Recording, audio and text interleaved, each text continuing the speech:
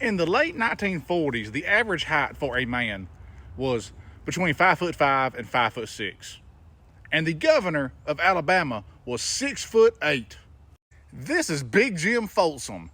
He served 2 terms as Alabama's governor, but not consecutive, because back then you could not serve consecutive terms. He surprisingly won the election in 1946 and overwhelmingly won the election in 1954.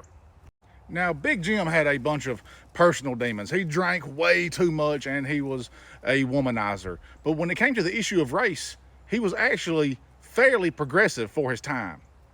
Christmas time in 1949, he gave a speech where he talked in very heartfelt and compassionate terms about how it's time to start doing something about the plight of the black people in Alabama, and saying it was time to stop just preaching brotherhood and start acting brotherhood. And as long as the black man was held down, the poor white people will be held down with him. When you think about it, that is a very progressive take for a white man in 1949 Alabama, especially the governor. And during his second term, he denounced the KKK. He commuted the death sentence of a black man who was sentenced to death by an all-white jury for stealing less than $2. And he invited a black congressman from Harlem to the governor's mansion and had a meal with him, which doesn't really seem that remarkable until you remember it was 1950s Alabama. Now, he could not run again in 1958, but one of his proteges decided to run. This protege had been a big fan of Big Jim for years and shared many of his ideals and was even one of his campaign managers in 1954.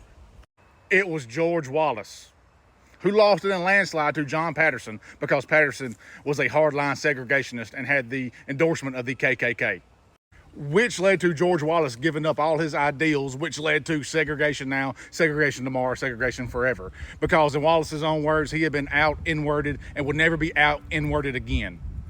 Side note, the man who wrote the Segregation Forever speech in the 1970s started writing books under a pseudonym and wrote The Rebel Outlaw Josie Wales, which became a movie with Clint Eastwood.